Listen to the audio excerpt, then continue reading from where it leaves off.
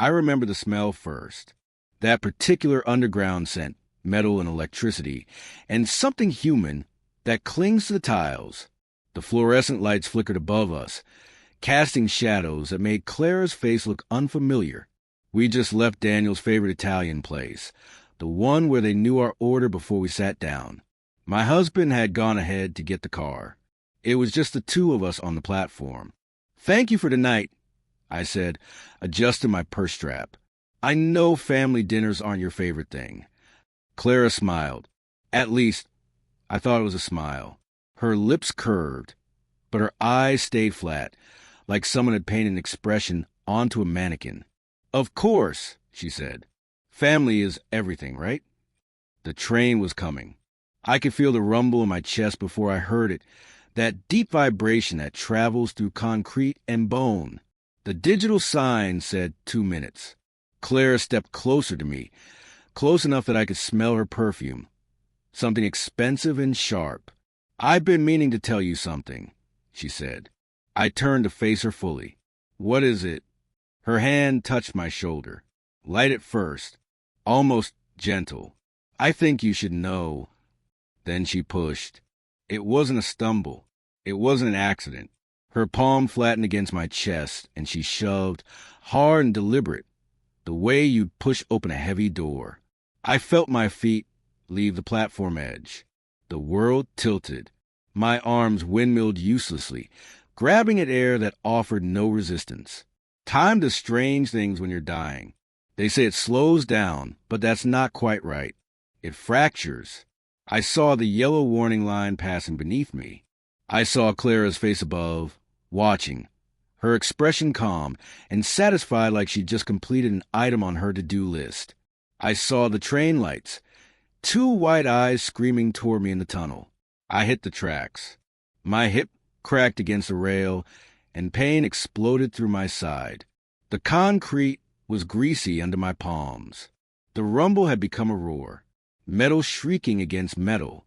The wind pushed ahead of the train, hot and chemical.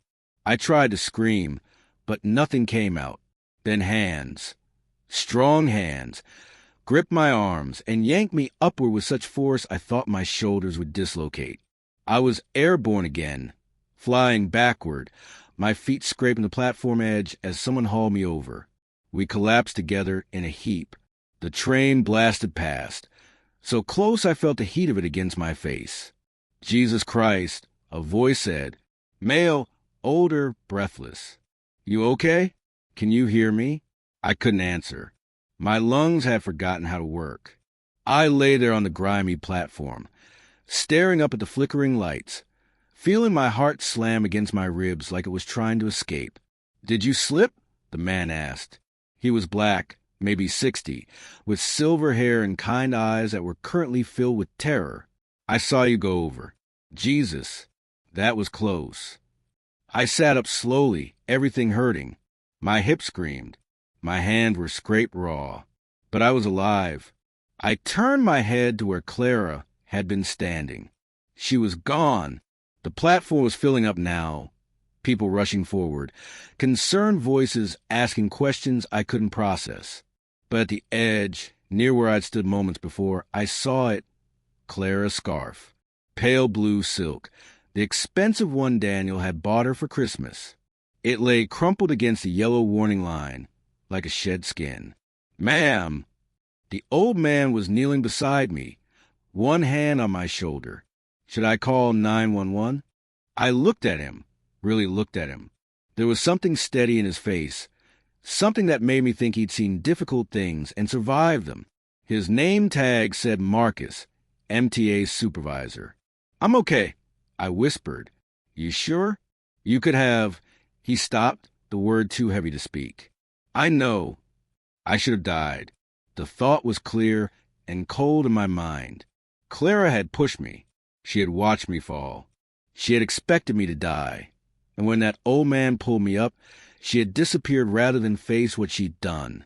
Marcus helped me to my feet. My legs shook. Someone offered water. Someone else asked if I needed a doctor.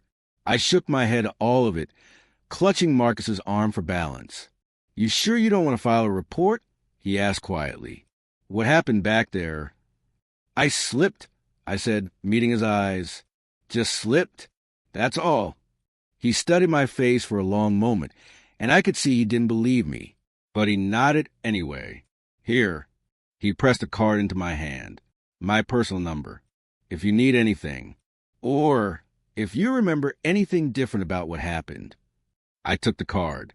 My fingers were trembling so badly I almost dropped it. The crowd was dispersing now. The excitement over. Another train was coming.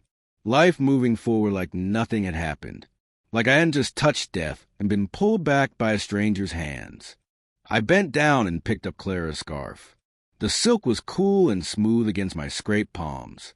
I folded it carefully and put it in my purse.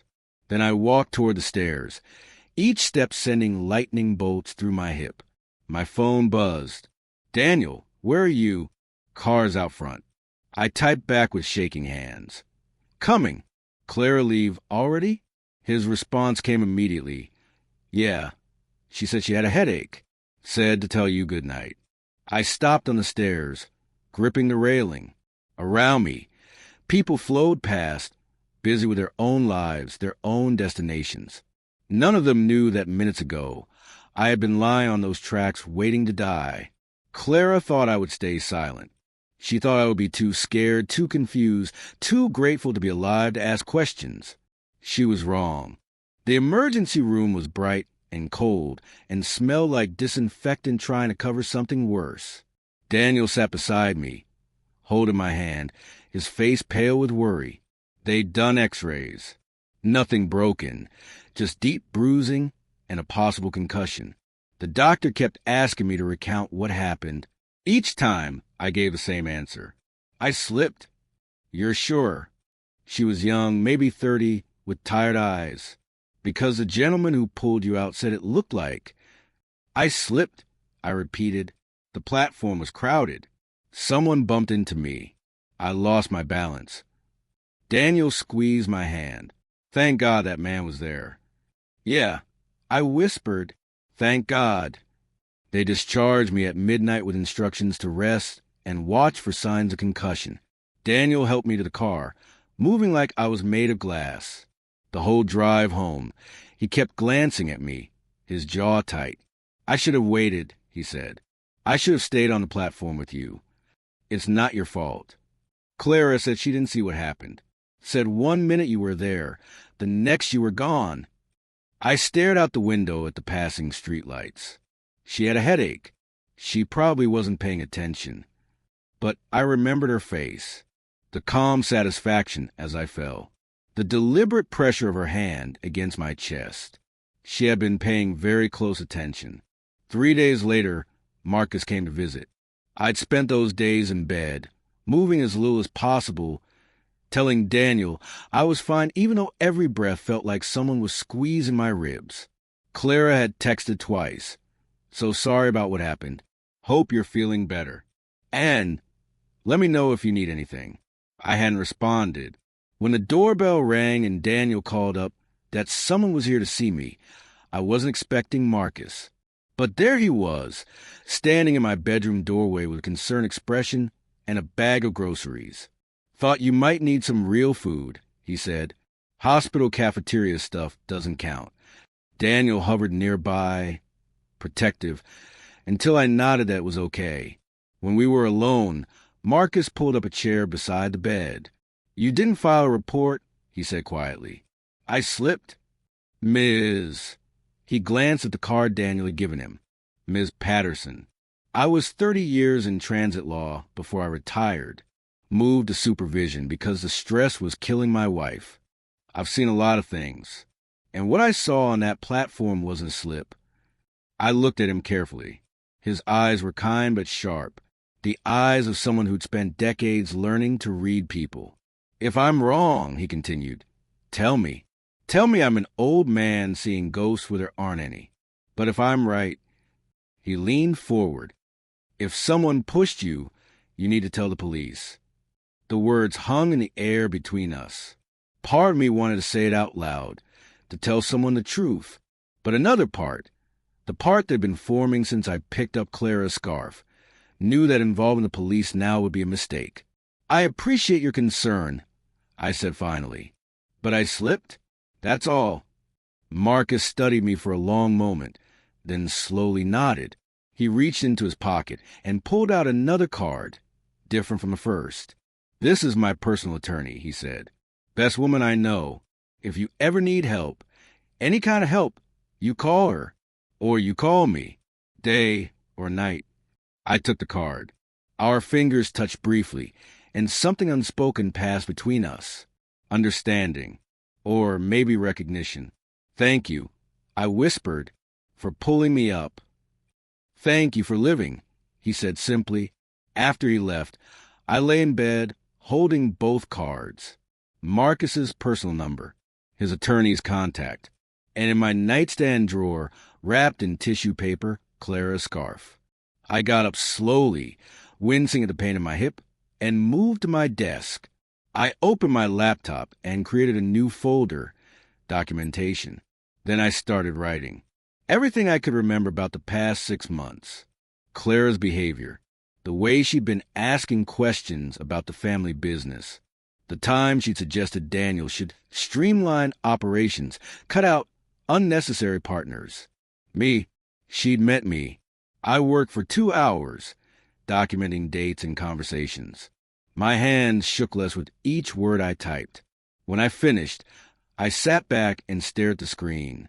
This wasn't about proving anything yet. This was about building a foundation. Because if Clara thought I was just going to go on pretending this never happened, she didn't know me at all. The family dinner was Daniel's idea. Get back to normal, he'd said. Clara feels terrible about not helping you that night. She wanted to apologize in person. I'd smiled and agreed. Now I sat at our dining room table, my hips still aching, watching Clara across from me. She was nervous. I could see it in the way she kept touching her necklace, the way her smile didn't quite reach her eyes. I'm so glad you're okay, she said for the 3rd time. When Daniel told me what happened, I felt awful. I should have been paying more attention. It's fine, I said calmly. Accidents happen. Still, she reached across the table and squeezed my hand. Her palm was damp. I can't imagine what you must have felt, falling like that. I looked at our joined hands. Hers, soft and manicured. Mine, still scraped from catching myself on the concrete. Flying, I said quietly. I felt like I was flying. Something flickered in her eyes. Fear, maybe, or recognition. Well, thank God that man was there, she said, pulling her hand back. Yes, I agreed. Thank God. Daniel emerged from the kitchen, carrying wine. As he poured, he said casually, Clara, did you ever find that blue scarf? The one I got you for Christmas? You were wearing it that night, weren't you? Clara's face went carefully blank. Must have lost it somewhere. You know me, always losing things. Shame, I said, sipping my water. It was beautiful. The dinner continued. We talked about work, about Daniel's business, about mundane things that meant nothing. But the whole time, I watched Clara, the way she avoided my eyes, the way her hands trembled slightly when she lifted her glass. She was scared. Good. When they were leaving, Clara pulled me aside in the hallway while Daniel got their coats. I really am sorry, she said softly. About everything. What do you mean, everything? I asked, my voice mild. She blinked. About not helping you. When you fell, you said you didn't see. I didn't. I mean, I wasn't looking. I had the headache. Right, the headache. We stood there in silence, 2 feet apart, and I watched her try to read my face. She was searching for fear, for suspicion, for anger. I gave her nothing. Just a small, distant smile. Well, she said finally I should go. Drive safe, I said. After they left, I went to my office and added more notes to my documentation file. Then I pulled out Marcus's attorney's card and stared at it for a long time. Not yet, I thought, but soon. That night, I lay beside Daniel in the dark, listening to him breathe. He'd fallen asleep easily, the way he always did. Clear conscience, no worries. He had no idea his sister had tried to kill his wife. No idea that the woman he'd grown up with, trusted completely, was capable of murder. I couldn't tell him. Not yet. Not without proof. Not without a plan. My phone buzzed on the nightstand. A text from Clara. So good to see you tonight. Family is everything. I stare at the message, at that little heart emoji, and something cold and clear settled in my chest. She thought she'd gotten away with it. Thought I would never say anything, never fight back. Thought I would just be grateful to be alive and let it all fade into memory. She had no idea what she'd done. No idea that by pushing me onto those tracks, she'd killed the version of me that would have stayed quiet. The version that would have doubted herself, questioned her own memory, chosen peace over truth. That version died on the subway tracks. What came back was someone else entirely. I texted back, yes, family is everything. Then I opened a new browser tab and started researching forensic accountants. Marcus's attorney was named Diane Chun, and she had the kind of face that made you want to confess things, sharp, intelligent, and completely unshakable. Her office was small but immaculate, with diplomas from Columbia covering one wall and a view of the East River from the window behind her desk. Marcus says you need help, she said, gesturing for me to sit. But you won't tell me what kind. I'd waited a week after the dinner before calling. A week spent documenting every interaction with Clara, every strange financial decision she'd influenced Daniel to make, every time she suggested I take a break from the family business. I need a forensic accountant, I said. Someone who can audit accounts without the account holder knowing. Diane leaned back in her chair, studying me. That's a specific request. I have a specific problem. Tell me? So I did. Not about the subway. Not yet. But about Clara. About how she'd married Daniel 5 years ago and slowly, carefully positioned herself deeper into the family business. About how she'd started asking questions about our financial structure. About suggesting improvements to how we manage money. About how she'd pushed for Daniel to give her access to accounts to help him manage things. And you think she's stealing, Diane said. It wasn't a question. I think she's doing something. I don't know what, but I need to find out. Why not just ask for an audit, if it's your family business? Because if I'm wrong, I destroy my marriage. And if I'm right... I paused. If I'm right, I need to know everything before I say anything. Diane nodded slowly. I know someone. Best forensic accountant in the city. Expensive, though. I have money, I said. My grandmother had left me a trust fund that Clara didn't know about. That Daniel barely remembered. Whatever it costs. She made a call. 2 days later, I met Robert Kim in a coffee shop in Midtown. He was younger than I expected, maybe 35, with tired eyes and ink stains on his fingers. Ms. Chun says you have a problem, he said, sliding into booth across from me. I need you to look at some business accounts. Discreetly. How discreet? The person I suspect has access to the accounts. They can't know anyone's looking. Robert pulled out a tablet.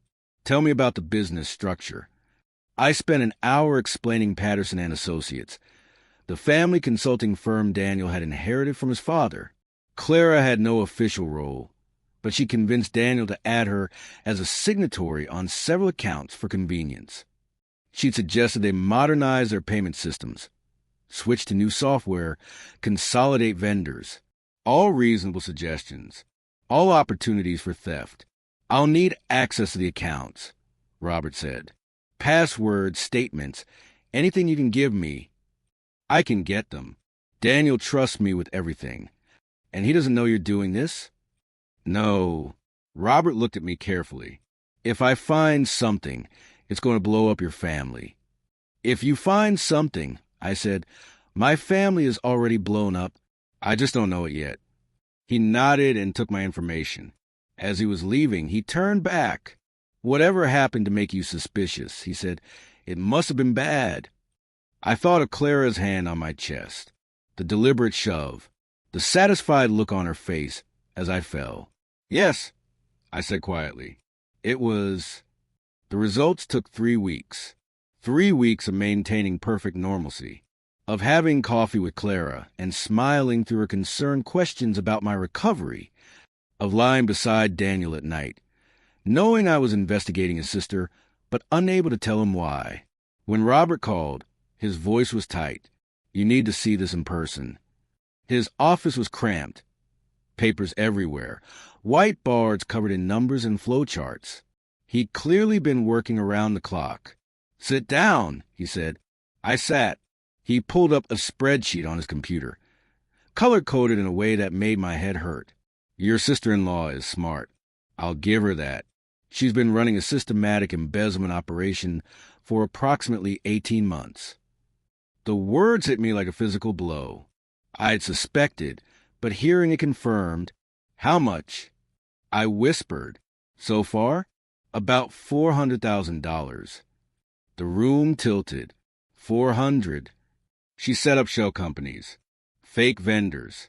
Build your family business for services that were never rendered, then funnel the money into offshore accounts. He clicked through screens, showing me a web of transactions so complex it made my eyes water. She was careful. Small amounts at first. A few thousand here, a few thousand there. Nothing that would trigger immediate suspicion. But over time, $400,000, I repeated, try and make the number feel real.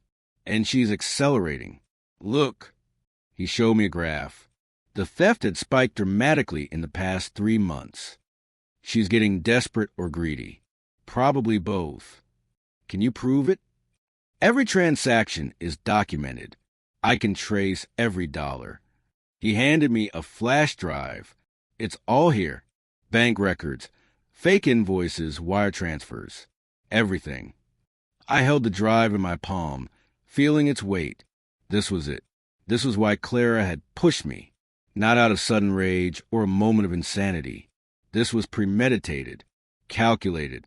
She needed me dead because I was the one person who might have noticed, who might have asked for an audit, who might have stood between her and the money she was stealing. There's something else, Robert said quietly. He pulled up a text message thread. I did some additional digging. Found these on a backup. Server your sister-in-law probably forgot about. The messages were between Clara and someone named Jason. The dates went back 6 months. Getting complicated. She's asking too many questions. Then handle it. How? Use your imagination. Just make it look natural. I felt cold all over. When is this from? 2 weeks before your accident. It wasn't an accident. Robert looked at me sharply. What? She pushed me. I said, my voice barely audible, onto subway tracks. I almost died. He went very still. Jesus Christ. I thought I was paranoid. Thought maybe I'd misremembered, or I stopped. But this proves it. She was planning it. She needed me gone. You need to go to the police. No, Ms. Patterson. Not yet. I stood, gripping the flash drive. I need to do this right. If I go to the police now, she'll lawyer up. She'll claim it's a misunderstanding. She'll turn Daniel against me. My breath came faster. I need to be smart about this. Robert looked like he wanted to argue, but something in my face stopped him. Okay, he said finally, but be careful. Someone who'll push you onto subway tracks won't hesitate to do worse. I thought about that as I left his office, the flash drive burning a hole in my purse. Clara had tried to kill me once already. If she realized I knew what she'd done, she might try again, which meant I needed to make her think she was safe. Needed to keep playing the role of the oblivious victim who'd accepted her near death as a simple accident. That night, I texted Clara, coffee tomorrow? Been feeling isolated. Could use a friend. Her response came within seconds. Of course. So glad you're reaching out. Red heart. I stared at that heart emoji again. She really thought she'd won. Thought she'd gotten away with attempted murder and embezzlement. Thought I was too traumatized or too stupid to connect the dots. I opened my laptop and looked at the files Robert had given me. Hundreds of documents, thousands of transactions, every piece of evidence carefully cataloged and time-stamped. Clara had spent 18 months stealing from my family. I would spend however long it took to make sure she lost everything. My phone buzzed. A text from Marcus. "How are you doing? Been thinking about you." I stared at his message for a long time. Then I typed, "I found proof. She tried to kill me for money." His response came immediately. "Call me." We talked for 2 hours. I told him everything. The embezzlement, the text messages, Robert's findings. Marcus listened without interrupting, his breathing steady on the other end of the line. "You're planning something," he said when I finished. "Yes." "Something legal?" "Completely legal. I'm going to give her every opportunity to confess, to make this right. And when she doesn't..." I paused. "When she doesn't, I'm going to make sure she faces every consequence there is." "That's not revenge," Marcus said quietly. "That's justice." "I know." "Good. Because revenge would make you like her. Justice makes you something better." After we hung up, I sat in my office and looked at Clara's scarf, still wrapped in tissue paper in my drawer. I'd kept it as evidence, but it had become something else. A reminder. A promise. She tried to erase me, tried to shove me onto those tracks and into oblivion, then step into my life like I'd never existed. But I was still here, still breathing, still thinking. And now I knew exactly what she'd done and why. The coffee date was tomorrow. I'd sit across from her and smile and pretend everything was fine. I'd let her think she was safe. And with every word she spoke, every lie she told, I'd be tightening the noose. Clara looked tired. That was the first thing I noticed when I met her at the cafe on Lexington. There were shadows under her eyes that makeup couldn't quite hide, and her hands trembled slightly as she stirred sugar into her latte. "Thanks for meeting me," I said, sliding into the seat across from her. "I've been feeling really isolated since the accident." "Of course." Her smile was strained. "I've been worried about you. You seemed distant at dinner the other night. Just processing everything, I guess. It's been hard." "I can't imagine." She reached across the table and squeezed my hand. "But you're okay now. That's what matters." I looked down at our joined hands. Hers was cold despite the warm cafe. "I keep having these weird thoughts," I said carefully, "like paranoid thoughts, wondering if someone pushed me." Clara's hand jerked slightly in mine, but she recovered quickly. "That's probably the trauma. I read that near-death experiences can mess with your memory." "Yeah, probably." I pulled my hand back and wrapped it around my coffee cup. "My therapist says the same thing. But it feels so real, you know? I keep seeing this face above me, watching me fall." "What kind of face?" "I don't know. It's blurry. But sometimes I think it looks familiar." She went very still. "Familiar how?" I shrugged, playing uncertain. "I can't explain it. It's probably nothing. Just my brain trying to make sense of something senseless." I paused. "Actually, I wanted to talk to you about something else. Business stuff." Relief flooded her face. She thought we were changing subjects. "What about it?" "Daniel's been stressed. I think he's worried about cash flow. And I was thinking..." I leaned forward conspiratorially. "Maybe we should do a full audit. For tax purposes. Get everything organized before the end of the year." The color drained from Clara's face. "An audit? Nothing official. Just reviewing the accounts. Making sure everything's in order. You know how paranoid the IRS can be." "I don't think that's necessary." Her voice was too quick, too high. "Everything's fine. I've been helping Daniel manage things. It's all very organized." "I'm sure it is. But it wouldn't hurt to have a professional look at it, right? Just to be safe." Clara's fingers tightened around her cup. "When were you thinking?" "Soon. Maybe next month." That's really soon. I mean, we need time to prepare, to organize paperwork. Don't you keep everything digitally now? You're the one who suggested we modernize. She forced a laugh. Right. Yes. Of course.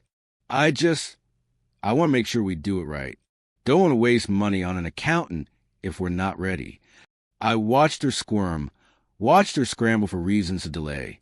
It was almost fascinating, seeing someone so desperate to appear normal, while their whole world was crumbling.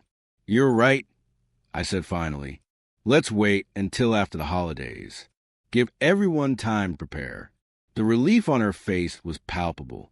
That's probably better timing anyway. We finished our coffee, talking about inconsequential things. But the whole time, I saw her mind working, calculating. She thought I was giving her time. She thought she could use these months to cover her tracks, to move money around, to erase evidence. She had no idea I was giving her rope. Over the next 3 weeks, I watched Clara panic in slow motion. She started deleting emails. I knew because I'd had Robert set up monitoring software on the business accounts. Completely legal since I was a partner in the company. Every email she deleted, every file she moved, every transaction she altered, it was all being backed up to a server she didn't know existed. She moved money. 50,000 here, 70,000 there. Trying to close the offshore accounts. Try to make everything look clean before any potential audit. But every movement left a trail. Every attempt to cover her tracks just gave me more evidence. She also got sloppy.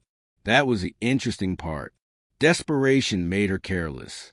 She started making mistakes, forgetting to change dates on invoices, using the same fake vendor name twice, transferring money at odd hours when she thought no one was watching. Robert sent me updates daily.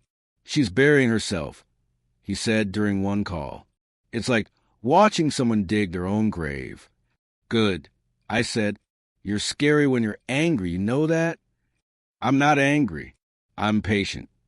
And I was. Every family dinner, every coffee date, every text exchange, I played the role perfectly.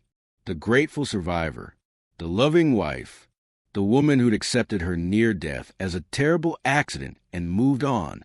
But I also started planting seeds. I've been having nightmares, I told Daniel one night. We were in bed, his arms around me, his breath warm against my neck.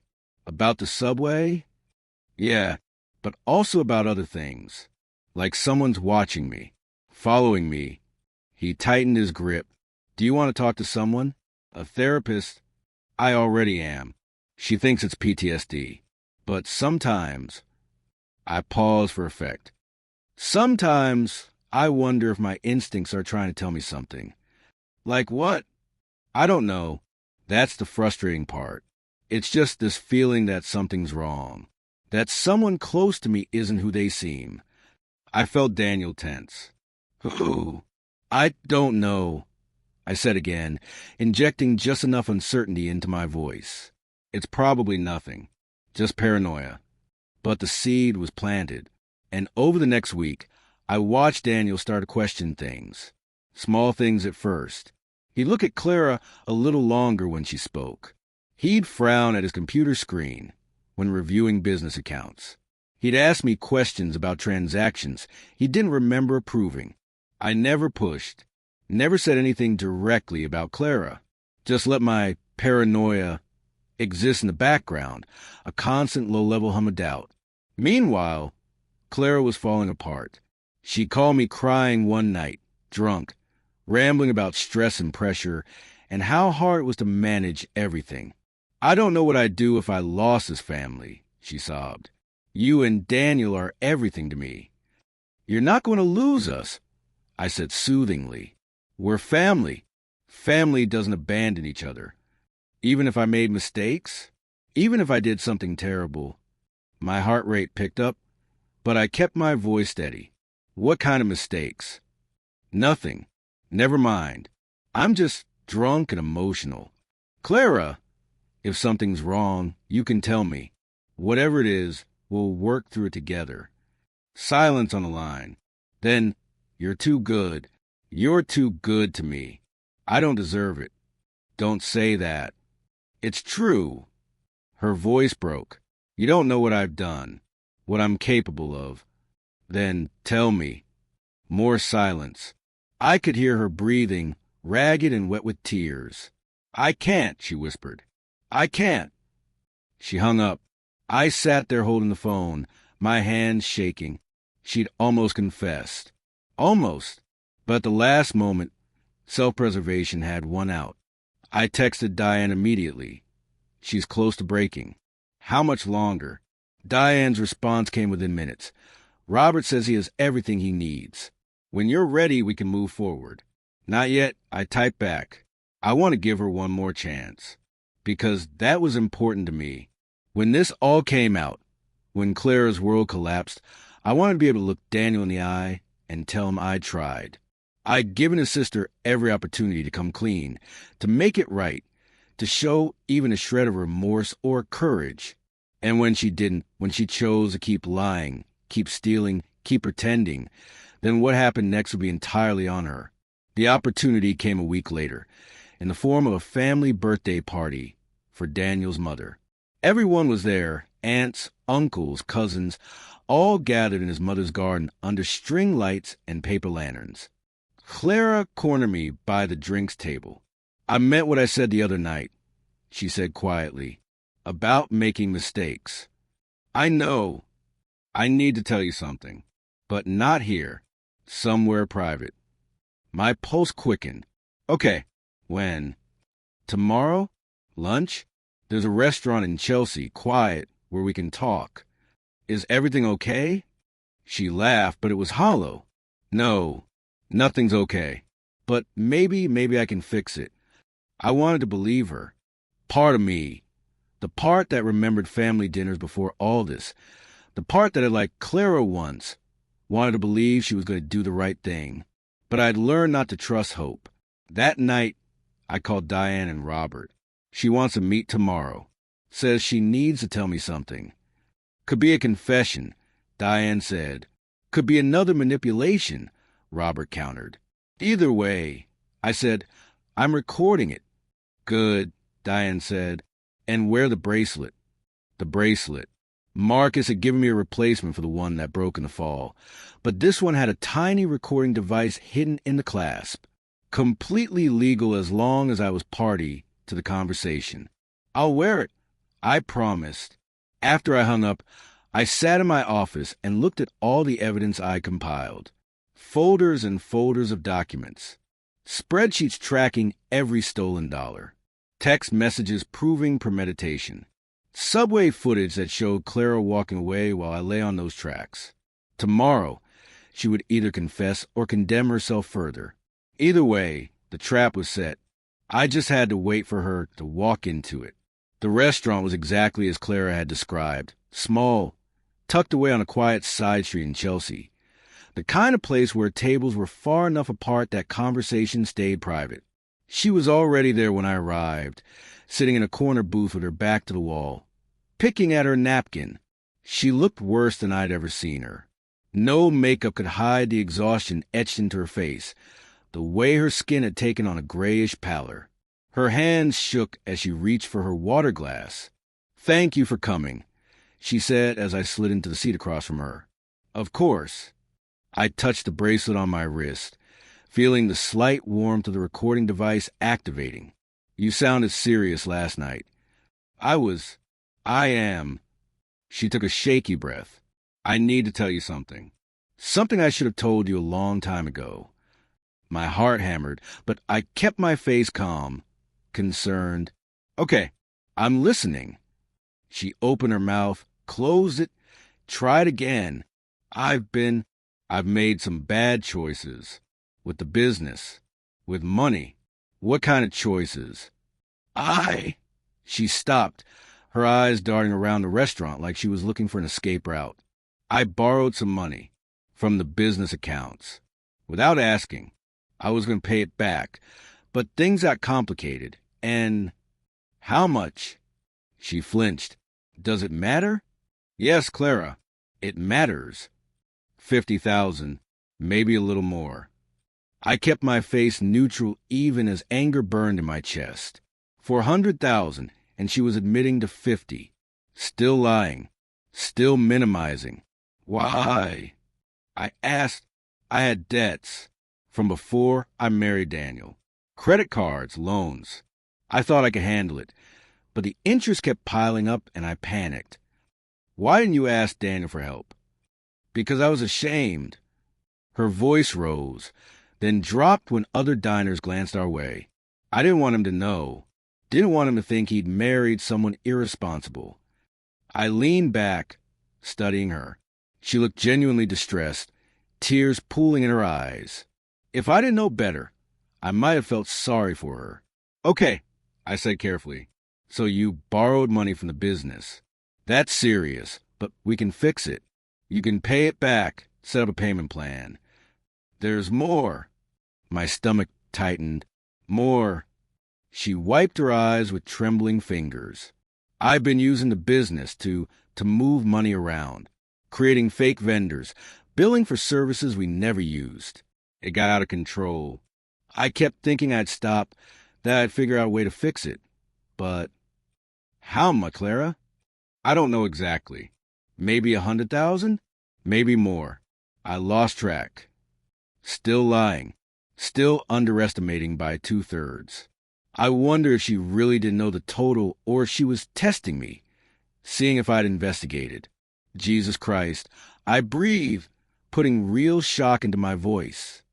Does Daniel know? No. God, no. He can't know. It would destroy him. Clara, you can't keep this from him. It's his business, his family's legacy. I know. That's why I'm telling you.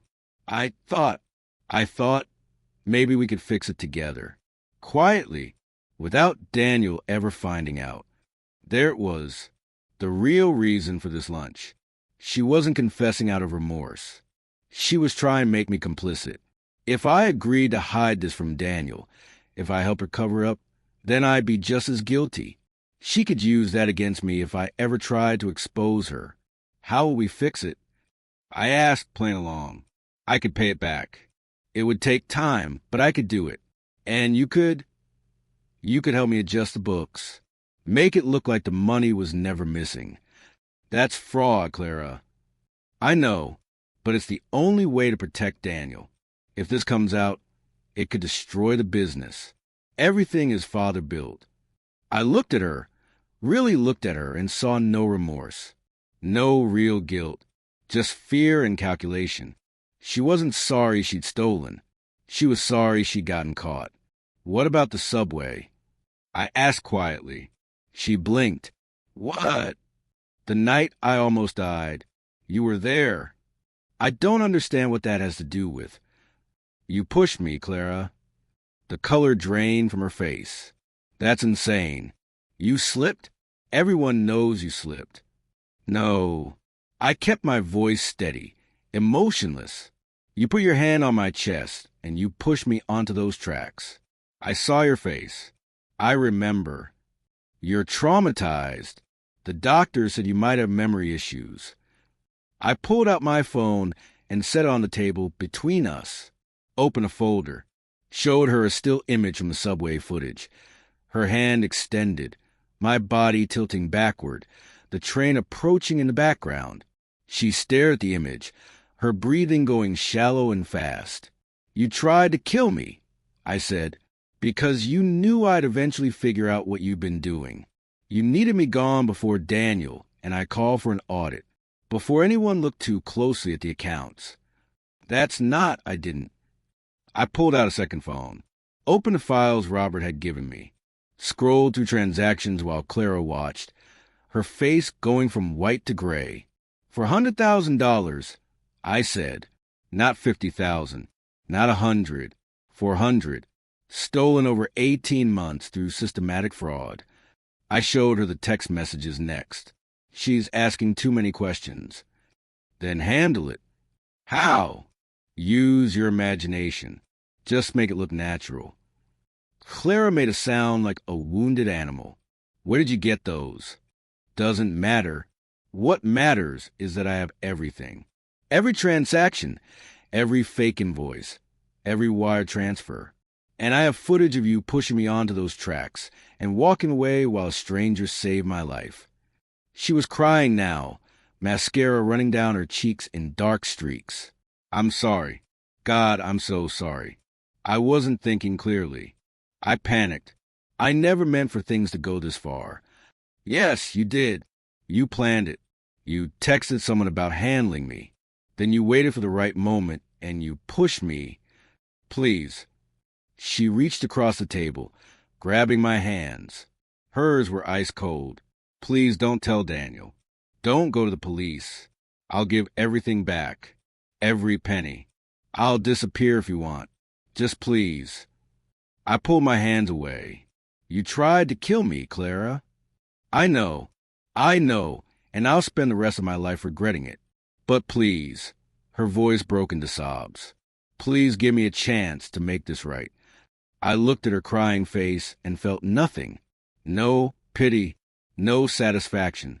Just cold, clear certainty. You have two choices, I said quietly. You can go to Daniel right now, today, and confess everything.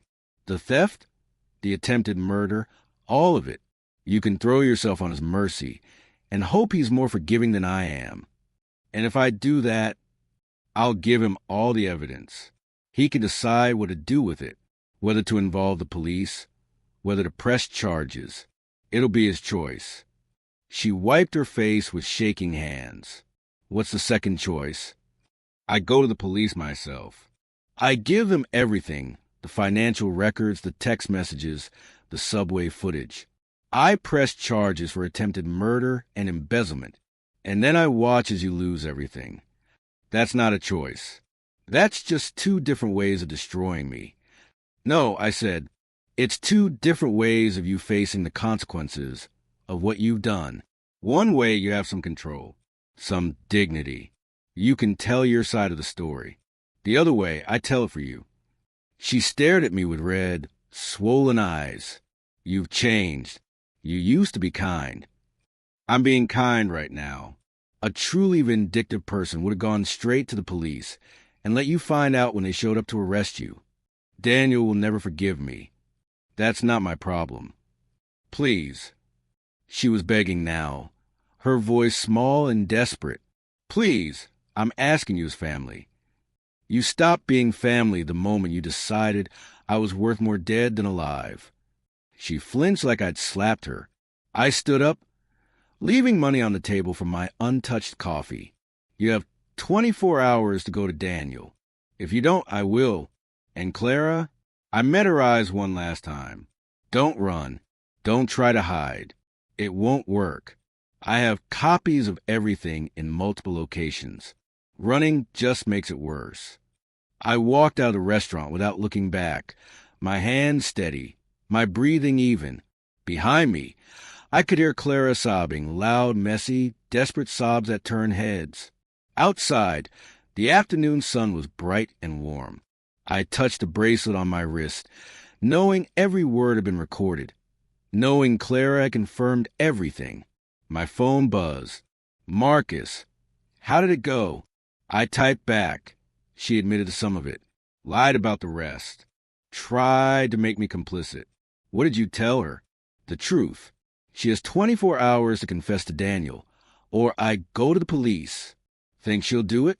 I looked back at the restaurant, at the window where Clara still sat, her head in her hands.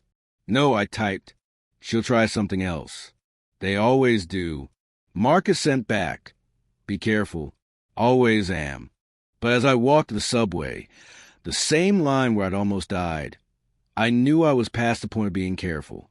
I'd given Clara every chance, every opportunity to do the right thing. And she'd chosen to keep lying, keep manipulating, keep trying to save herself at my expense. Whatever happened next was on her.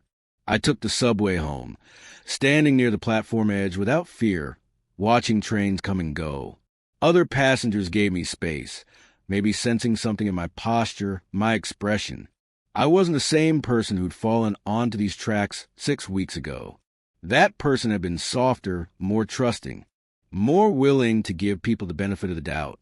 This version of me had climbed back up with dirt under her fingernails and rage in her bones.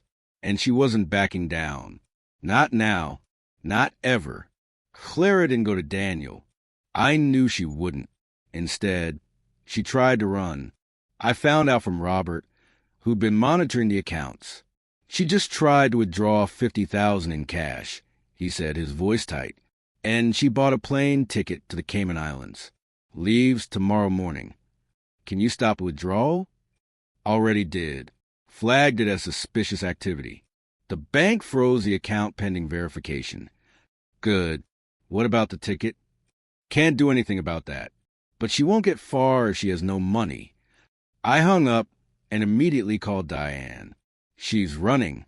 Then we move now. Diane said, I'll contact the DA's office. With what we have, they'll issue a warrant. Do it. The next 12 hours were a blur. Diane worked her connections while I finally told Daniel everything. We sat in our living room, and I walked him through it all. The subway push, the embezzlement, the evidence, Clara's attempted confession, and subsequent flight attempt. He didn't believe me at first. Couldn't. His face went from confused, angry to horrified as I showed him the documents, the footage, the text messages. This can't be real, he kept saying. Clara wouldn't. She's my sister. She's family. I know, I said quietly. But she did. When I showed him the subway footage, he broke, watching his sister deliberately push his wife onto active tracks, then walk away. It shattered something in him. I didn't know, he whispered, tears streaming down his face. God, I didn't know any of this. I know you didn't. Why didn't you tell me? When it happened, because I needed proof. Because I knew you'd want to believe her over me, and I couldn't blame you for that. She's your sister. He pulled me into his arms, holding me so tight I could barely breathe. I'm sorry. I'm so sorry. I should have protected you. Should have seen. This isn't your fault, Daniel. But he didn't seem to hear me. He just held me and cried, grieving for the sister he thought he had, the family he thought he knew. The police came for Clara at dawn. I wasn't there, but Daniel was. He'd insisted on being the one to let them in, on seeing his sister's face when she realized it was over. He called me afterward, his voice hollow. She tried to run, tried to go out the back door when she saw the police. They had to chase her through the neighbor's yard. I'm sorry. She kept screaming that you set her up, that you framed her, that none of it was real. And what did you say? Silence for a long moment. Then I showed them the evidence. All of it. And I told them I wanted to press charges. For everything. My throat tightened. I knew what that had cost him. Thank you. I whispered. Don't thank me. I should have seen it. Should have known something was wrong. Daniel, I need to go. The lawyers are here. But I wanted you to know I believe you. I believe everything you told me. And I'm going to make sure she faces every consequence there is. After he hung up, I sat in our empty apartment and felt the weight of it all pressing down on me. Victory, if that's what this was, fell hollow. Yes, Clara was in custody. Yes, she would face justice. But Daniel's family was destroyed. His trust was shattered. And I'd been the one to do it, even if I'd had no choice. Marcus called that afternoon. I heard, "You okay?" I don't know. I thought I'd feel different. Relieved, maybe, or satisfied. But you don't. I just feel tired. That's normal. You've been running on adrenaline for weeks. Now that it's over, your body's catching up. It's not over yet. There's still the trial. Let the lawyers handle that. You did your part. You got justice. Did I? I looked out the window at the city stretch below. Or did I just destroy a family? She destroyed the family. Marcus said firmly. The moment she stole that first dollar. The moment she put her hands on you. You just made sure everyone knew the truth. I wanted to believe him. Wanted to believe I'd done the right thing. But that night, When Daniel came home with divorce papers already filed and his mother's tearful message about how I'd ruined everything, I wondered. The family meeting happened 3 days later. Daniel's mother insisted, wanting to hear my side of the story before making any judgments. We gathered in her living room. Daniel's mother, his aunt and uncle, 2 cousins, all of them looking at me with expressions ranging from suspicious to openly hostile. "You accuse Clara of trying to kill you," Daniel's mother said without preamble. "That's a serious charge." "Yes, it is." "And you have proof?" I brought my laptop. I set it up and played the subway footage without commentary. Showed Clara's hand extending, the push, my body falling. Clara walking away while someone else pulled me up. The room went silent. Then I showed them the financial records. The fake vendors, the wire transfers, the systematic theft that had drained $400,000 from the family business. I gave her a chance to confess. I said quietly, "Multiple chances." She chose to lie instead. Daniel's mother was crying now, quiet tears that she didn't bother to wipe away. I raised her better than this. "I know." "Did she really try to run?" "She bought a ticket to the Cayman Islands. Tried to withdraw $50,000 in cash." The uncle spoke up, his voice rough. "How long have you known?" 6 weeks. Since Robert finished the forensic audit. "And you didn't tell us?" "Any of us." I told Daniel as soon as Clara tried to run. Before that, I needed to be absolutely sure. I needed evidence that would hold up in court. "Because you wanted revenge," Daniel's aunt said bitterly. "No," I said firmly, "because I wanted justice." There's a difference. Revenge would have been exposing her immediately, ruining her reputation, without giving her a chance to make it right. Justice meant giving her every opportunity to confess, to show remorse, to take responsibility. I paused. She chose not to. "She's still family," Daniel's mother said, "and I'm still the person she tried to kill." That hung in the air like smoke. No one could argue with it. No one tried. Finally, Daniel's mother stood up. She walked over to me and took my hands in hers. "I'm sorry," she said, "for what Clara did, for what you went through, for doubting you even for a moment. Thank you. I need you to know we'll support Daniel's decision. Whatever he decides to do about the charges, the business, all of it, Clara made her choices. Now she lives with them." It wasn't forgiveness exactly, but it was acceptance. And right then, that was enough. The trial took 6 months to start, but when it did, it was quick and brutal. Clara's lawyer tried to argue temporary insanity, financial desperation, a moment of panic that spiraled out of control. But the prosecution had everything. The subway footage, the text messages proving premeditation, Robert's forensic analysis showing systematic, calculated theft over 18 months. My testimony, calm and factual, laying out exactly what had happened. I sat in the courtroom and watched Clara try to cry her way to sympathy, watched her lawyer paint her as a victim of circumstance, of debt, of pressure. The jury wasn't buying it. They were out for less than 3 hours. Guilty on all counts. Attempted murder, embezzlement, wire fraud, conspiracy. When the verdict was read, Clara collapsed. They had to help her to her feet. She looked at me across the courtroom, her face twisted with rage and despair. "You did this," she mouthed. "You destroyed me." I looked back at her steadily and thought, "No, you destroyed yourself." I just made sure everyone could see it. Sentencing came 2 weeks later. The judge was an older woman with steel gray hair and no patience for tears. "Ms. Patterson," she said, addressing Clara, "you committed a calculated, premeditated act of violence against a family member.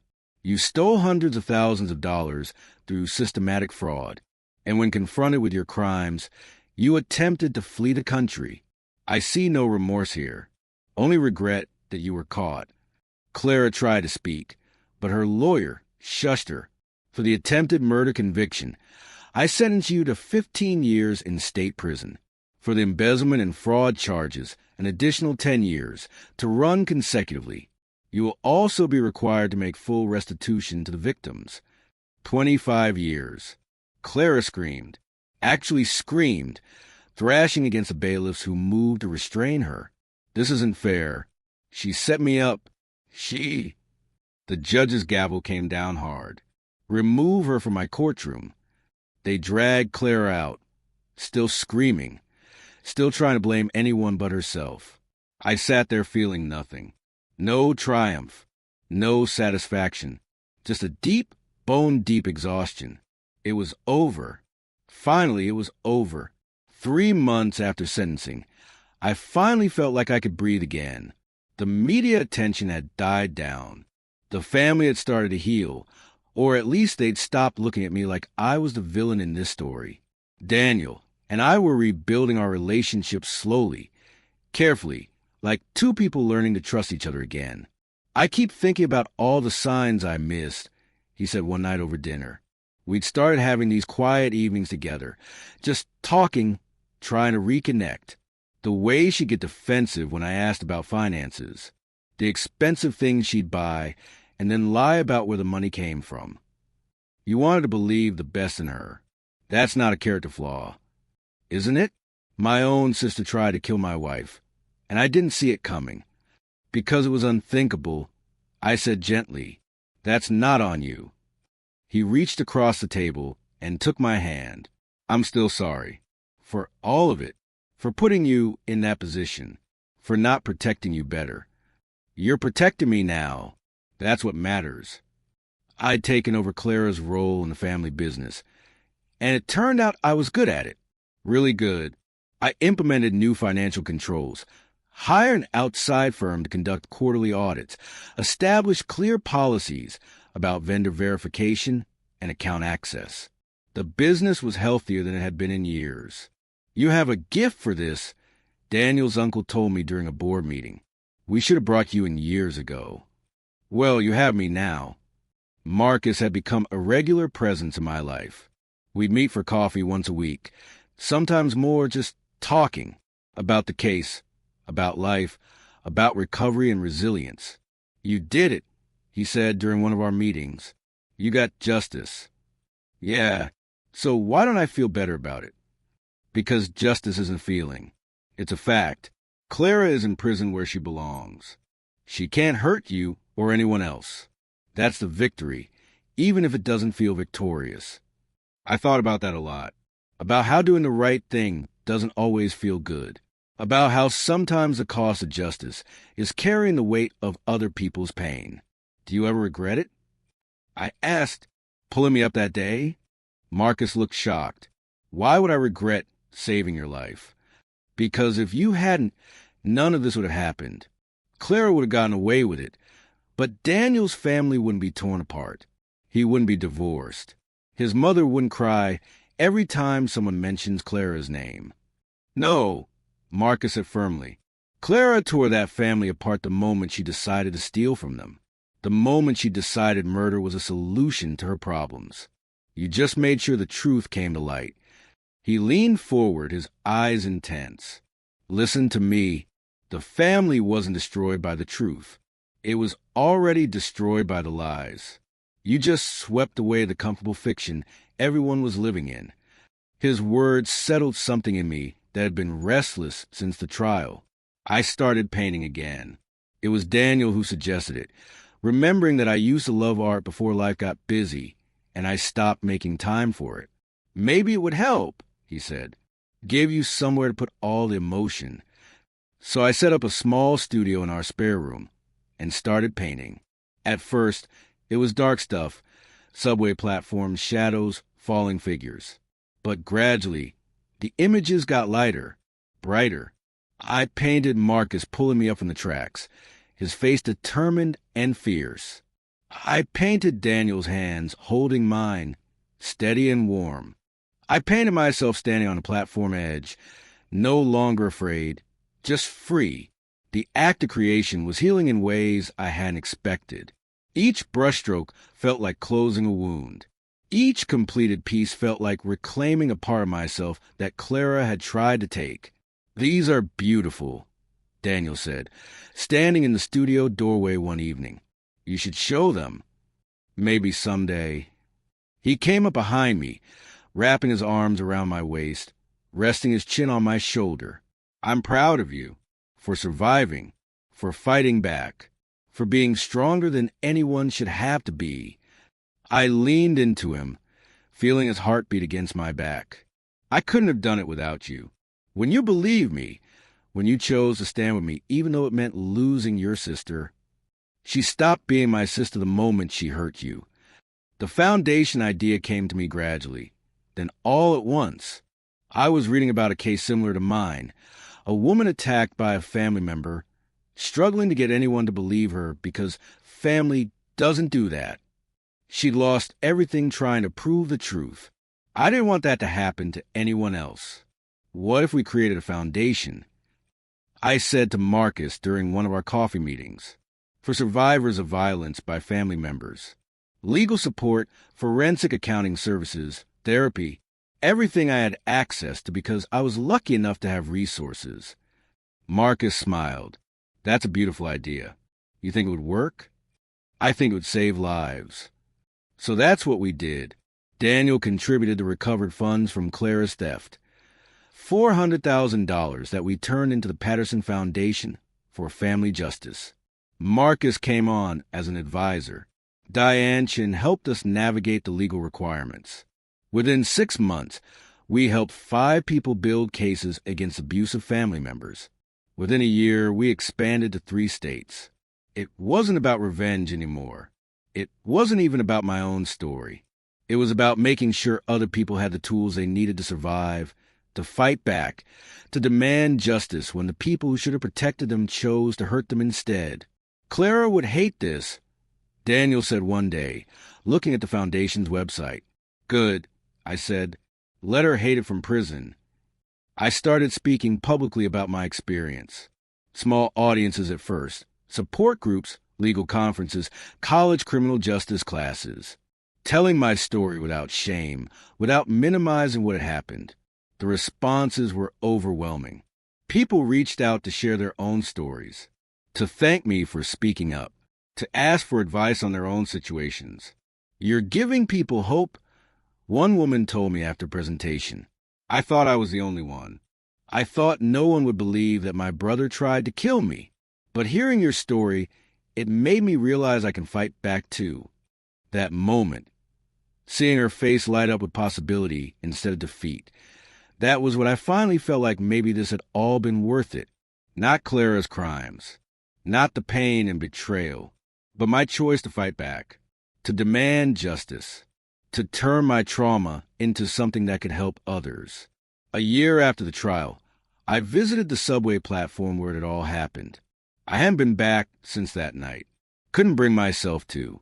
But my therapist thought it might be helpful, a way of reclaiming the space, taking back power from a memory.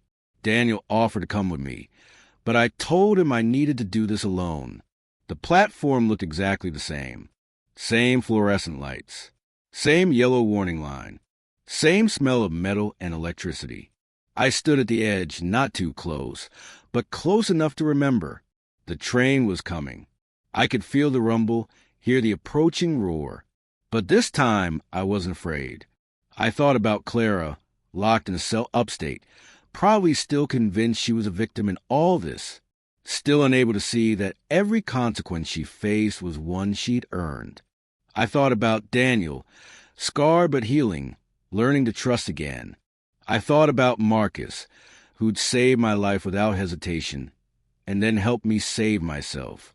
And I thought about myself, the person I'd been before, softer, more naive, more willing to accept comfortable lies.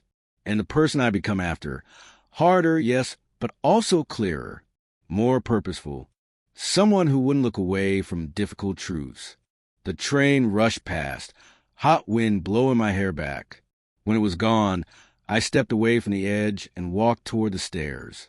Behind me, the platform. Ahead of me, daylight. I chose forward. I chose light. The email came on a Tuesday morning, 18 months after Clara's sentencing. From Clara Patterson, inmate number 2847593. Subject: I need to talk to you. I stared at it for a long time before opening it. Daniel was at work. The apartment was quiet except for the hum of traffic outside. Finally, I clicked. I know you probably don't want to hear from me. I understand that. But I need to say some things, and I need you to hear them. First, I'm sorry. I know that's not enough. I know it doesn't fix anything. But I need you to know that I am genuinely, deeply sorry for what I did to you. Not just sorry I got caught. Sorry for the act itself. I've had a lot of time to think in here. A lot of time to face what I did. My therapist says I was in a dissociative state. That financial panic triggered something that made me capable of violence I never thought I could commit. I'm not saying that as an excuse, just as an explanation. I tried to kill you. I stole from my own family. I destroyed the people who loved me most. And I did it all because I was too proud to ask for help, too ashamed to admit I'd failed. You were right about everything.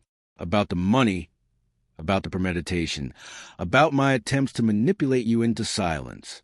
You were right, and I was wrong, and I will spend the rest of my life paying for that. I don't expect forgiveness. I don't deserve it. But I wanted you to know that the person who pushed you onto those tracks doesn't exist anymore. Prison changes you. Facing what you've done, really facing it, changes you even more. I hope you're okay. I hope you're happy. I hope you found peace. I hope the life I tried to take is better now than it ever was before. Clara, I read the email 3 times. Tried to feel something. Anger, satisfaction, even pity. But most I just felt tired. I showed it to Marcus that afternoon over coffee. What are you going to do? He asked. Nothing. What's there to do? You could write back. Accept her apology. Should I? He thought about it. Do you want to? I don't know. Part of me thinks she deserves to hear that I forgive her, that I've moved on. But another part, I trailed off. Another part, what? Another part thinks she doesn't deserve my forgiveness, that she should carry that weight for the rest of her life, the way I'll carry the weight of what she did. Both those things could be true, Marcus said quietly. You can acknowledge her apology without forgiving her. You can move on without absolving her. What did you do when someone hurt you and then apologized? He smiled slightly. I told them I heard them. I didn't say I forgave them. I didn't say I didn't. I just acknowledged that they'd spoken and I'd listened, and that was all the closure either of us needed. I thought about it for a week before finally writing back. Clara, I received your email. I read it. I heard what you said. I can't forgive you. Maybe someday, but not now. Not yet. What you did changed me in ways I'm still discovering. It broke something in my marriage that we're still trying to repair. It shattered my ability to trust people I love. But I can acknowledge that you're sorry. I can acknowledge that you're facing what you did. And I can tell you that I'm okay. Better than okay. I'm running a foundation now, helping other people who've been hurt by family members. I'm painting again. I'm stronger than I was before you pushed me. You tried to erase me, to remove me from a story you wanted to control. But I'm still here, still visible, still undeniable. That's not revenge. That's survival. Take care of yourself, Clara. I hope you find whatever peace is possible for you. I didn't sign it. Just hit send and close my laptop. Daniel found me in the studio that evening, staring at a blank canvas. You okay? He asked. Clara wrote to me. From prison. His whole body tensed. What did she want? To apologize. To tell me she's sorry. And I told her I heard her. That's all. He relaxed slightly, coming to stand behind me. You didn't have to respond at all. I know, but I wanted to. Not for her. For me. I turned to face him. I wanted her to know that I'm still here, that she didn't win. You're remarkable, you know that? I laughed softly. I'm surviving. That's not the same thing. No, he said, pulling me close. It's better. 6 months later, the foundation held its first annual gala. Over 300 people attended: donors, survivors, advocates, lawyers. Marcus gave a speech about the importance of believing victims, even when the truth is uncomfortable. Diane Chin talked about the legal tools available to fight family violence. And I stood at the podium and told my story. Not all of it, just enough. The push, the investigation, the choice to fight back instead of staying silent. Someone once told me that the greatest power isn't hurting those who hurt you. I said, looking out at the crowd. It's ensuring they can never hurt anyone again. That's what justice means. Not revenge, not retribution, just accountability. The room was silent. Clara took a lot from me. I continued. My sense of safety, my ability to trust, my belief that family meant something sacred and inviolable. But she didn't take everything. She didn't take my voice. She didn't take my will to fight. And she didn't take my future. I paused, finding Marcus in the crowd. He nodded encouragingly. She tried to push me into darkness, into erasure, into death. But someone pulled me back up, and then I chose to keep climbing. I smiled, feeling tears prick my eyes. The life she tried to take? It's better now than it ever was before. Not because of what she did, but because of what I chose to do after. I chose to survive. I chose to fight. I chose to turn my trauma into something that helps others. The applause started slowly, then built. But I wasn't finished. If you're out there and someone you love has hurt you, if you're scared no one will believe you because family doesn't do that, I need you to know something. I looked directly at the cameras filming the event, knowing my words would reach far beyond this room. Family doesn't get a pass on accountability. Love doesn't excuse violence. And your survival, your safety, your truth, it all matters. It all counts. And there are people who will believe you, who will fight beside you, who will help you climb back up. After the gala, after the donors had left and the cleanup crew had started breaking down tables, I found myself alone on the venue's rooftop terrace. The city sprawled below, a million lights marking a million lives. Marcus joined me, 2 glasses of champagne in hand. You did good tonight, he said, handing me a glass. We did good. This foundation is not just mine. It's ours. Yours, Diane's, everyone who believed this work mattered. But you're the heart of it, the reason it exists. I thought about that, about how something terrible had been transformed into something meaningful, how my near death had become the catalyst for saving others. Do you ever think about that night? I asked. On the platform? All the time. Do you regret pulling me up? He looked at me sharply. Never. Not once. Not even when I see how much you've had to carry because of it. But if you'd been 5 seconds later, I wasn't. I was exactly where I needed to be, exactly when you needed me. That's not coincidence. That's providence. He sipped his champagne. And look what you've done with the life I helped save. You've saved others in return. You've turned pain into purpose. That's not just survival, that's alchemy. We stood in comfortable silence, watching the city breathe. You know what I realized? I said finally. Clara thought she was erasing me, thought she was removing an obstacle, but she actually created something she could never have imagined. A version of me that's stronger, clearer, more purposeful. She wanted me gone, and instead she made me undeniable. Marcus smiled. That's the thing about trying to destroy good people. Sometimes you just forge them into something harder to break. The last time I went to the subway platform was 2 years after the push. Not the anniversary. I didn't want to mark that date. Just a random Thursday afternoon when I happened to be in the area. I stood at the yellow line, watching trains come and go. Commuters float around me, busy with their own lives. None of them knew what had happened here. None of them saw this platform as anything but a stop on their journey. That's what I wanted it to be for me, too. Not a monument to trauma. Not a sacred site of near death. Just a place. A stop on my journey. The train came. I watched it approach without flinching, watched it pass without fear. Then I got on. I rode it for 3 stops, standing near the doors, feeling the rhythm of the city moving beneath me. When I got off, I was smiling. That night, I started new painting. Not the subway platform, not falling figures or grasping hands. I painted sunrise over city, light breaking through darkness, a new day beginning. When Daniel came home and saw it, he wrapped his arms around me from behind.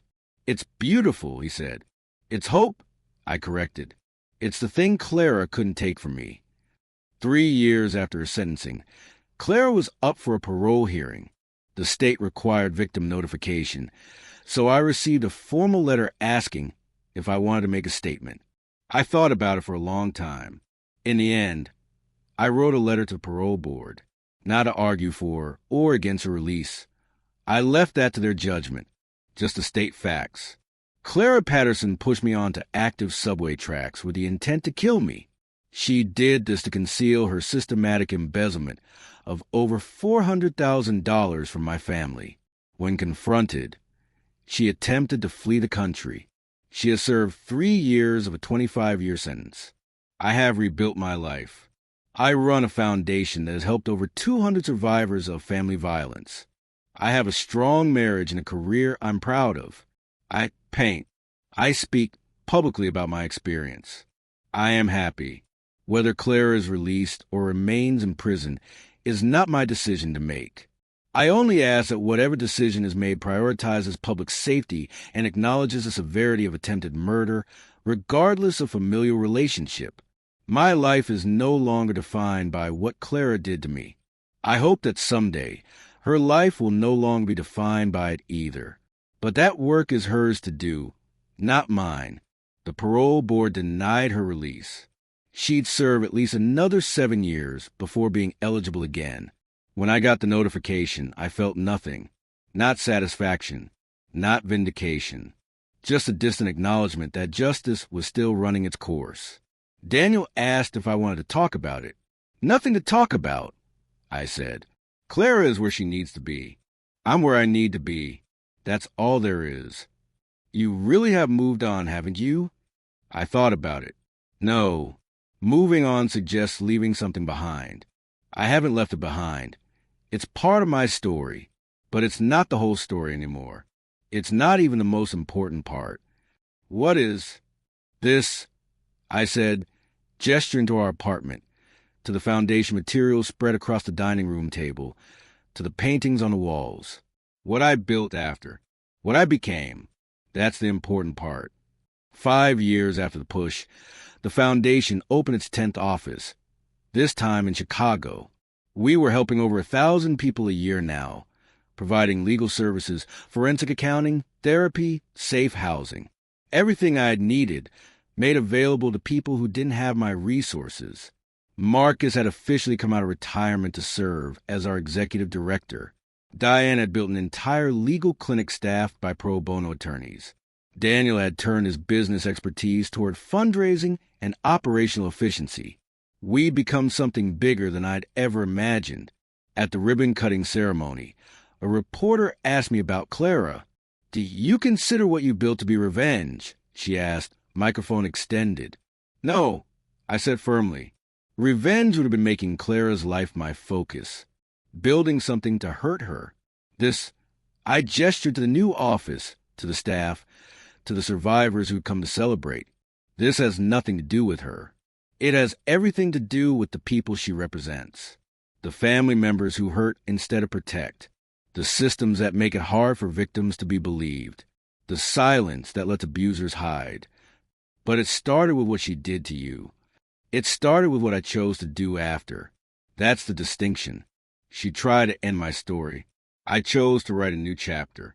And then I chose to help others write theirs too. The reporter smiled. "That's beautiful." "That's survival," I corrected. "Beauty is just a side effect." On the evening of the 5th anniversary, a date I tried not to acknowledge, Daniel surprised me with dinner on our apartment rooftop.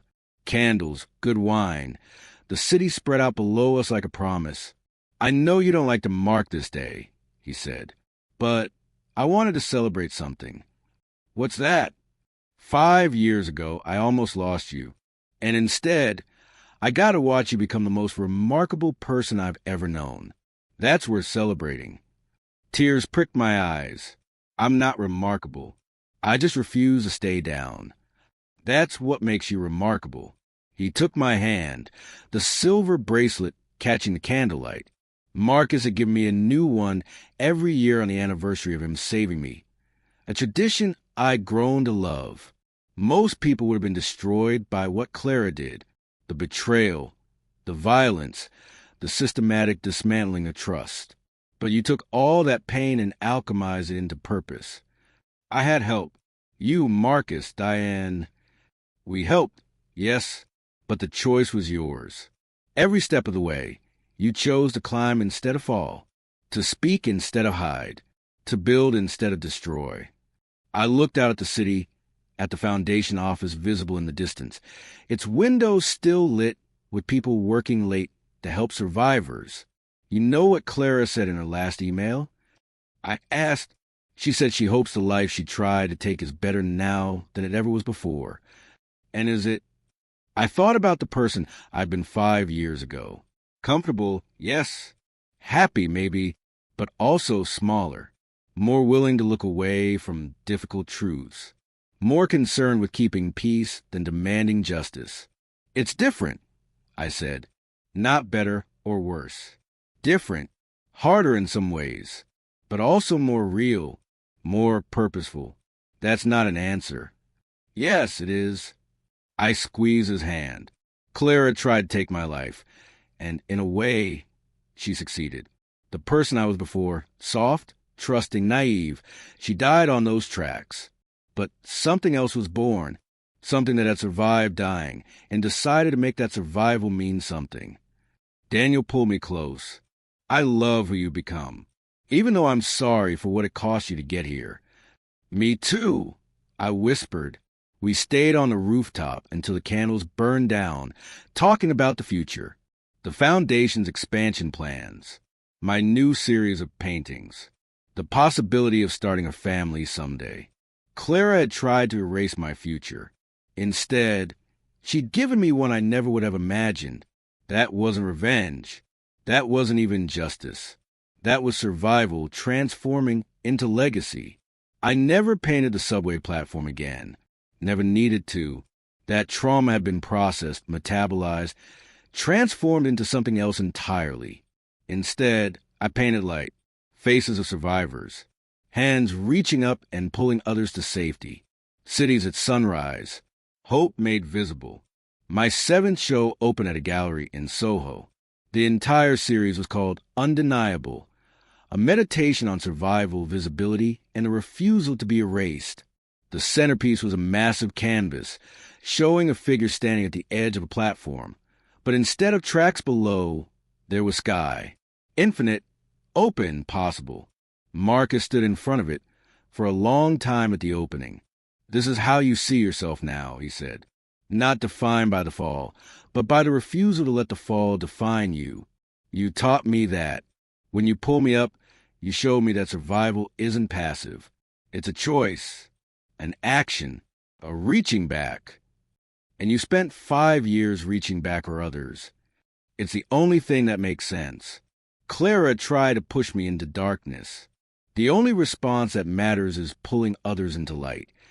That painting sold for $50,000. I donated every penny to the foundation. 7 years after the push, I testified before Congress about family violence and the barriers to justice. I sat at a table in a wood-paneled room and told my story to a committee of senators, my voice steady and clear. The narrative that family is sacred can become a weapon, I said. It silences victims. It protects abusers. It makes people question their own reality because surely family wouldn't hurt family. But family does hurt family. All the time. And until we acknowledge that truth, until we build systems that believe and support victims regardless of their relationship to their abuser, we're complicit in that violence. The testimony led to new legislation. increased funding for family violence prevention, better training for law enforcement on identifying and investigating domestic abuse, expanded legal protections for financial crime victims. Clara's crime had changed laws, had made the system better for every person who came after. When reporters asked if I'd forgiven her, I finally had an answer. Forgiveness isn't the point, I said. Justice is the point. Safety is the point. Making sure what happened to me doesn't happen to others. That's the point. Clara's actions had consequences. Those consequences created change. Whether I personally forgive her is irrelevant to that larger truth. 10 years after the push, the foundation won a national award for our work. Over 5,000 people helped. 23 states with active programs. Millions of dollars in recovered assets returned to victims. At the award ceremony, they asked me to speak. I stood at the podium and looked out at 1,000 faces. Survivors, advocates, donors, staff, people who dedicated their lives to this work. 10 years ago, I said, someone tried to kill me. They pushed me onto subway tracks and walked away, expecting me to die. And in a way, I did die. The person I was before that moment, she's gone. She can't come back. I paused, letting that sink in. But something else was born on those tracks. Someone who looked death in the face and decided to live anyway. Someone who'd been betrayed by family and decided to build new definitions of family. Someone who'd been pushed into darkness and decided to bring light. I saw Marcus in the crowd, tears streaming down his face. That someone is me, the me I've become, the me that Clara tried to erase but couldn't, the me that's standing here tonight, surrounded by people who turned their own pain into purpose, their own survival into service. My voice grew stronger. So here's what I want to say to every survivor in this room, and every person watching who's still trying to decide if their pain matters, if their truth is worth speaking. You are undeniable. Your life, your story, your survival, it all counts. It all matters. And there's an entire community of people ready to stand beside you, to believe you, to help you climb. The standing ovation lasted 5 minutes. But more important than the applause was the line of people who found me afterward. Survivors who wanted to share their stories. Advocates who wanted to join the work. Donors who wanted to expand our reach. The life Clara tried to take had become a movement she could never have imagined. 15 years after the push, Clara was released on parole. She'd served 18 years total, and the board determined she'd shown genuine rehabilitation. She didn't contact me. I appreciated that.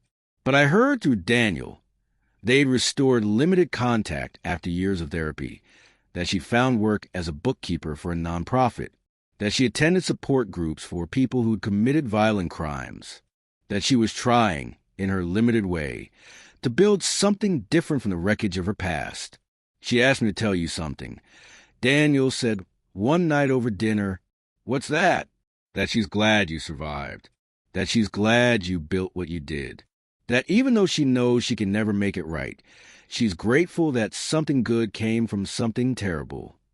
I thought about that for a long time. Tell her, I said finally, that her gratitude isn't necessary, but her accountability is. And as long as she keeps choosing accountability, she might eventually build something worth being grateful for. Daniel nodded. That's generous. No, I said, that's just truth. I don't need Clara's remorse or gratitude. I need her to spend the rest of her life being a different person than the one who pushed me. If she does that, then maybe her crime had a point beyond just hurting me. 20 years after the push, I stood on the subway platform one last time. Not the same platform, a different one. In a different city, visiting our Seattle office. The train came. I got on without thinking about it. Somewhere in a small apartment across the country, Clara was living a quiet life, forever marked by what she'd done. Somewhere in 10 states and 23 cities, survivors were getting the help they needed because I transformed my trauma into service. Somewhere in our apartment, Daniel was probably cooking dinner, waiting for me to come home. And somewhere deep inside me, The woman who'd fallen onto those tracks 20 years ago smiled. Because she'd done it. She'd survived. She'd built something beautiful from something terrible. She refused to be erased. She'd become undeniable. The train doors closed. I held the silver bracelet on my wrist, the latest one Marcus had given me, now engraved with the Foundation's motto, "Survival is the first act of resistance." And I rode that train forward into whatever came next, knowing that Clara's worst act had become the catalyst for my best self. That's not revenge. That's not even justice. That's transformation. And in the end, that's the only kind of victory that matters. Not destroying your enemy, but becoming someone they could never have imagined. Someone they tried to erase, but couldn't. Someone undeniable. Someone free.